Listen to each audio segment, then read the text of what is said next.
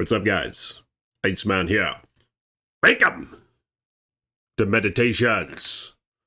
Appreciate you guys for coming by. Like this video if you will. Subscribe to the page and swat that bell so you're notified next time I post a video. And blessings to my patrons. Links in the description below. So, why'd she leave you for a bad boy? And why did she choose a bad boy over you? Age-old questions, almost. But not really. Because of the modern era we live in. This wasn't always the case. They say that women these days, they confuse competence with confidence. So they see a guy who's all confident and shit like a bad boy. And with that, they think he must be competent because why else would he be confident? Therefore, they begin to ride the cock carousel, if you will. Why is he confident when he's not competent? Well, let me tell you why. That's a good question. He's confident because of the modern era, as mentioned. Because of the safety nets in civilization, because of welfare systems and all that shit. He's able to be untethered. He's able to not have a job. He's able to disrespect his elders and just get away with it and still eat and still survive. Well, at the same time, she doesn't really need a sort of guy who's competent anymore because of the social safety nets, because of modern civilization. You see what I'm saying? Because that shit's already there for her too. And she could just live at mommy and daddy's or subsidize housing or anything like that. So they no longer really need the guy who provides for them. You know, the things aren't as much at stake as what they used to be. She's not going to freeze to death or some shit. She's not going to starve. So I guess you could say that this whole issue circles back around to man. Because, I mean, who created this shit? Who created the society? You know? Who created the civilization? Who created all these safety nets and all that shit? It was man. Yep, so this whole thing has been enabled. Because back in the day, before these safety nets and all this shit, a guy who goes around and is disrespectful, is a thug, is just kind of a scum of society, he wouldn't be able to thrive. In which case, he's not going to be very confident until he starts working all that shit out. And in many cases in the past, they'd probably just slice their damn head off if the guy was a criminal. You know, they wouldn't just put him on tether or some shit. So, I mean, it's because of the modern era that this whole confusion thing has happened. And of course, women, the innate attributes of the bad boys are sort of reminiscent on an innate man, right? Of the past. He's confident. He breaks on through. He's not afraid. He knows he has options. Chicks love that. You don't treat her like a little princess. You treat her like somebody who just kind of, she's just another one that you get to bang, you know? It's kind of what these guys are all about. So you get the tattoos. You get the tether on your leg. You walk with a limp. Like you gangsta. Just all these other, there's all sorts of attributes that can make up these guys, you know, and they come from all regions of the earth. I remember when I was a little duck-billed platypus. Wow. My mother deceived me. And I know I've touched on this in previous videos. But I think that's the story for many of us. What did our moms tell us when we were boys? Well, they said, Ice boy, you need to be good to women. I was like, what do you mean by that, Mom? She's like, you need to treat them with uttermost respect. You need to buy them flowers. Be their only one. Be loving. Be kind. Be compassionate. Now, all these things are sort of true. There's a lot that was missing from those advices, right? And we all know this. Because obviously, if you're the embodiment of that, and only that, women are going to be repelled by it. And I tried it. I was 15 years old, 16 years old. It started at 15, I remember. There's this one broad. Cute little thing. Probably like Mexico or something. I don't really know where. But, I mean, she was cute, man. She was around my age. And I remember I was sort of arranged with her to hang out because she was friends with the family, right? This girl like came in to a different town, not too far away from us. I can't remember how she came into that family. She was like the daughter of some other chick who was kind of like taking off on her. So I don't know. I mean, maybe it was a sad story. I'm not entirely sure. But nonetheless, I was arranged to hang out with this chick. So I started hanging out with her. And wow, I just remember how I think I was friend zoned or something. And like I said, I was 15 years old. I didn't know what the fuck I was doing. All I knew was that shit that my mom told me, you know? So I sort of tried to be that. And of course, as I began to fancy this girl, she began to less fancy me. So it ended up dissolving the whole thing. We hung out a couple times. And I think I even obtained my driver's license during that period. And it was right around that time where it just kind of fell apart. I think that she could see that I was lost, confused, didn't know my direction in life, didn't know how to attract a woman, that was for sure. Because I was probably just all those qualities that mommy taught me. And here's the thing. What did mommy teach you? And like I said, I know what mommy taught me. And if you want to know what women want or whatever through your mom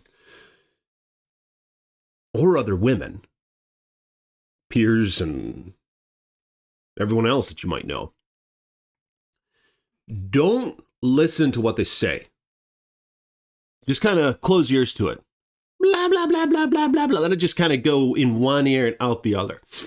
What you have to do is use your eyes instead. All right? And you need to use your brain. You need to critically think. What sort of men are they selecting? And of course, it's never the ones they want. You know what I mean? It's like, oh, even behind their back. Oh, I wish I had a man who was like this and like that. But then why are you still with him? You know, why are you still with a bad boy? You're telling me this is what like women want or whatever, but that's, I mean, you could obviously do many things, you know, and in many of these cases, the sort of guy in my position would be like, you could even have me, but you're still with bad boy and you just tell me about bad boy and how bad it is. And then I try to ask you on a date or something or move things along and you reject that and you stay with the bad boy and he's having his way with you every night if he wants, but probably not because he's hitting up other chicks too, which is another thing that you find attractive about him. Because you like a guy who has options. And in many cases, you like a guy who takes advantage of those options. Because he's desirable, you know? If he didn't have other bitches, you might wonder, oh, why doesn't he have any other chicks? Maybe he's not a desirable man, in which case I should have nothing to do with him. You see what I'm saying? Holy shit. But I mean, that's why she chose a bad boy over you. And to go back, and I was, like I said, when I was 15, 16 years old, I started to wise up quick. Because then I met this other chick when I was 16 years old. And a very similar thing happened. I actually made some advances and perhaps gained some ground, if you will. But it dissolved. And she couldn't do it or whatever, right? The relationship. this is when I was still the embodiment of whatever the hell it was that mommy taught me. At that point, I was like, okay, this happened twice to me now. I had it working out okay. She was willing to hang out. She was willing to advance a little bit, but then it dissolved. I was like, I must be doing something wrong. I was like, I should consider other options than my mom for advice on these things. So what I did was I researched that shit. And this was like when Google was kind of new. So I just Googled it. I said, how to attract women and keep them attracted to you, whatever. This guy named David D'Angelo came up. I don't know what the hell he's doing these days. All right. So, I mean, last I remember, he did some TED Talk or some shit. He might have I think he had a book. I think he had a wife, a couple kids. But nonetheless, he was like one of the first pickup artists or whatnot that you'll hear about online. And I received his emails, like these group emails or something, where they were phishing things, where they tried to get you to sign up for his newsletter. But these were just samples, right? So I never signed up for shit. I never paid for shit. He would just give you samples. So you'd read these stories and guys with their success stories with women. And I just remember it didn't take me long. And I started to put this puzzle together. You know, you get this example on these emails. Oh, yeah, David D'Angelo helped me out a lot. Da-da-da. I read his book. Da-da-da. What I did was there was this chick I was hanging out with. Used to be real nice to her. But then I started teasing her about her shoes, made fun of her hair, kind of joked about her dress. And then I would make sure to always be the one to quit the conversation. Make sure when we were on the phone, I'd say, hey, I got to go. Make sure that I would be the one to set up when we hang out, and I would be the one who's not always available. You know, like these guys would do all this psychological shit. And then, of course, they'd say, and sure enough, she was begging to hang out with me more. And I got everything I wanted from her. You know what I mean? I mean, it gets to the point where you almost just get bored of it, and then you want another woman. And that's why this is like a compounding issue, or a compounding success, rather. It's like compounding interest in the stock market or savings and financing. Because the better you get at it, the more you see that you got these options. So why the fuck would you settle with this broad?